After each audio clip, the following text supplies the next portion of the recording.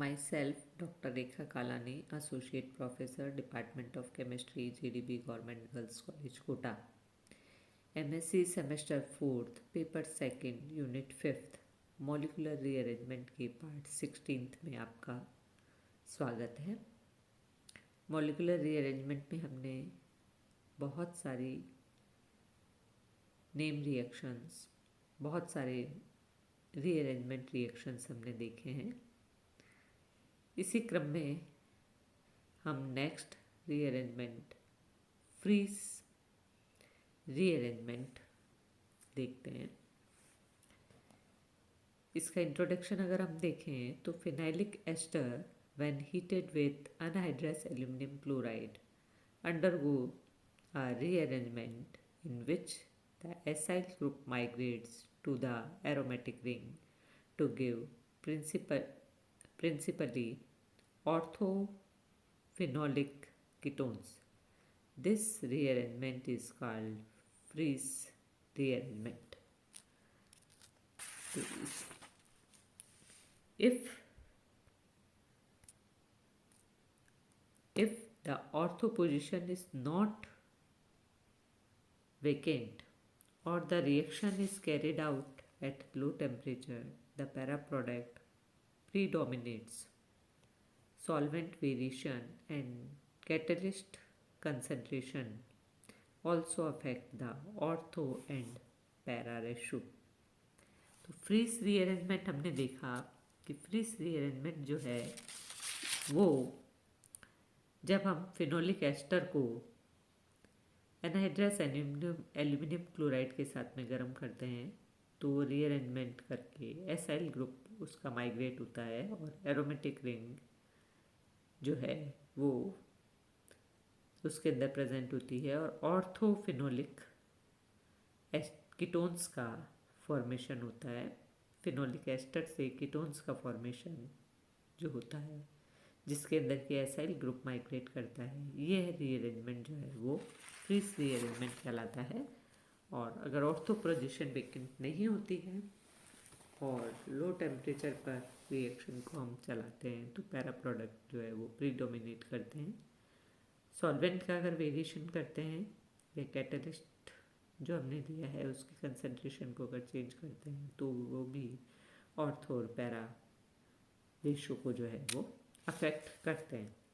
The Fries rearrangement can also be carried out photochemically by explore to UV light. UV light के द्वारा भी जो है photochemically reaction भी होती है फ्रीज रीअरेंजमेंट में और ये UV लाइट से जो है वो एक्सप्लोर करके भी हम कर सकते हैं। तो ये क्या रिएक्शन है? फिनाइल एसीटेट अगर हम लेते हैं फिर हमने देखा फिनोलिक एस्टर्स जो हैं वो कीटोन के अंदर जब चेंज होते हैं तो फ्रीज रीअरेंजमेंट होता है in presence of anhydrous aluminium chloride. तो हमने लिया फिनाइल एसीटेट C6H5OCOCH3, ये हमने लिया अनहाइड्रस एल्यूमिनियम क्लोराइड लिया। तो रिएक्शन जब हम करवाते हैं तो हमारे पास में ऑर्थो हाइड्रोक्सी एसीटोफिनोन बनता है और para hydroxy acetophenone ketonic group जो है वो उसका फॉर्मेशन होता है। कीटोनिक एस्टर फिनोलिक कीटोन्स जो हैं वो इनसे प्राप्त होते हैं। क्या मैकेनिज्म है, किस तरह से जो है हम इसे बना सकते हैं? The reaction is carried out by intermolecular as well as intramolecular mechanism. दोनों तरह से होती है, इंटर भी होती है और इंट्रा भी होती है। दस the actual mechanism is regarded as a combination of these two mechanisms occurring simultaneously.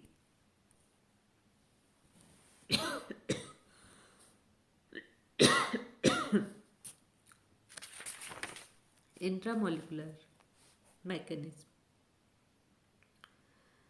The complex between the ester and Lewis acid indicates the elimination of an acylium ion which substitutes at the ortho and para positions.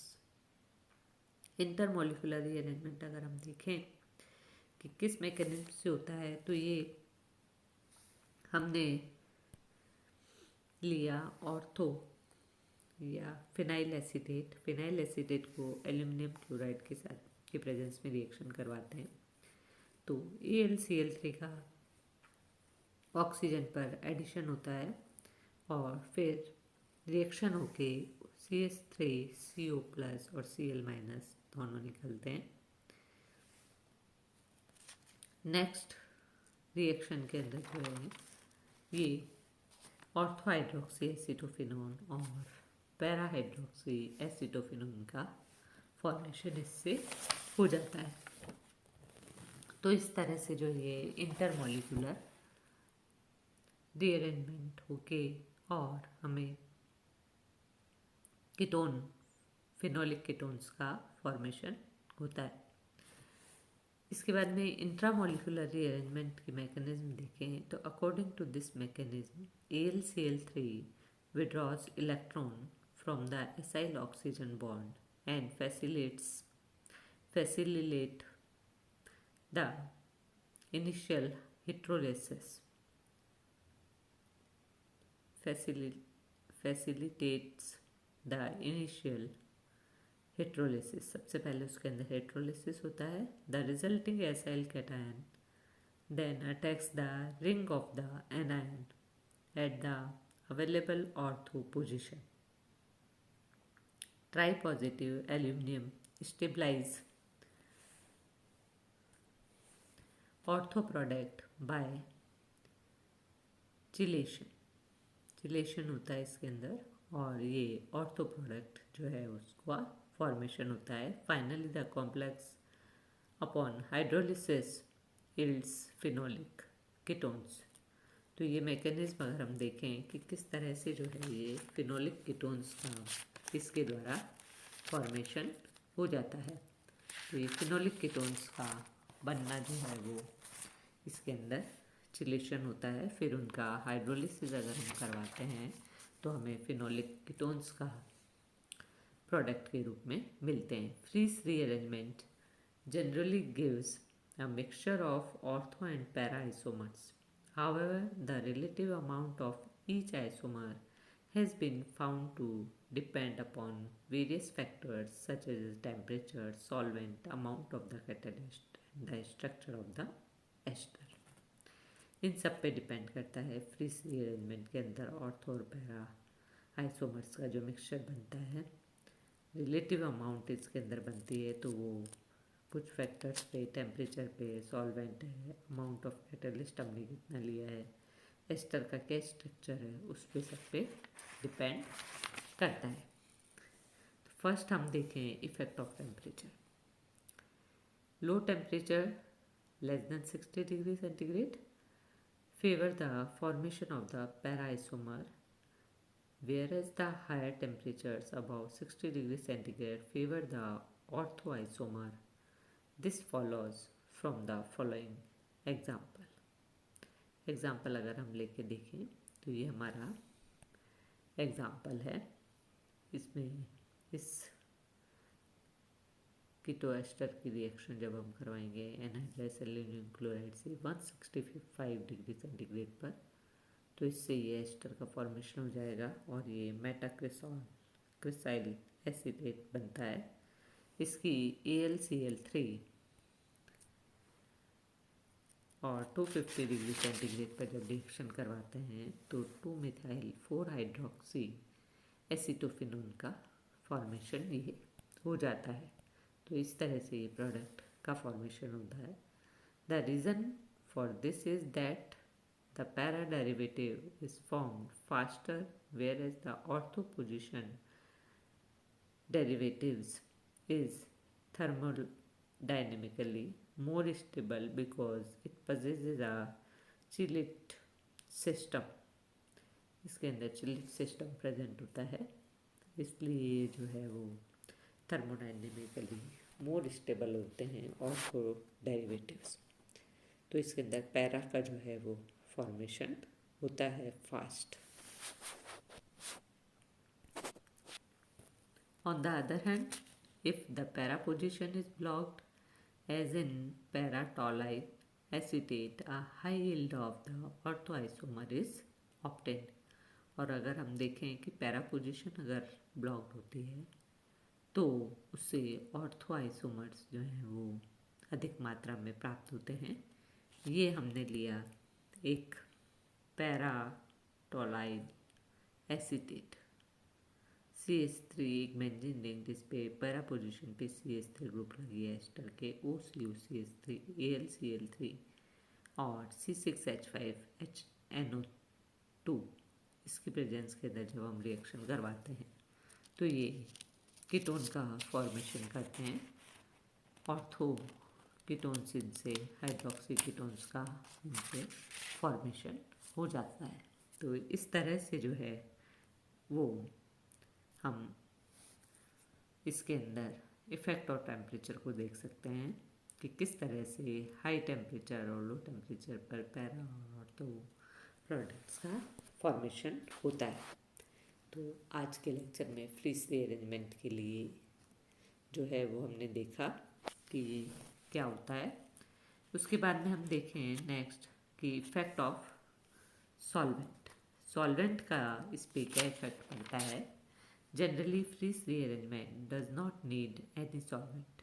However, it is sometimes observed that the use of some solvent reduces the temperature at which the rate of the reaction becomes appreciable. क्योंकि अगर हम कोई solvent लेते हैं तो हमने देखा है कि वो जैसे ही टेम्परेचर सॉल्वेंट जो है वो टेम्परेचर को रिड्यूस कर देता है जिससे कि रेट ऑफ रिएक्शन जो है वो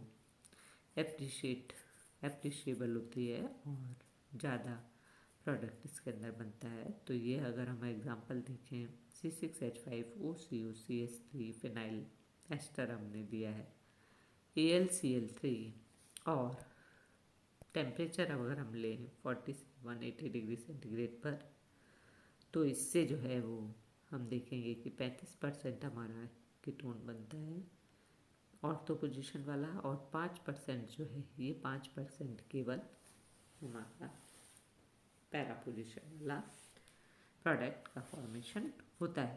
तो इस तरह से हम जो है वो देख सकते हैं कि किस तरह से सॉल्वेंट जो है अगर हम चेंज करते हैं तो हमारा ऑर्थो और पैरा प्रोडक्ट चेंज होता है।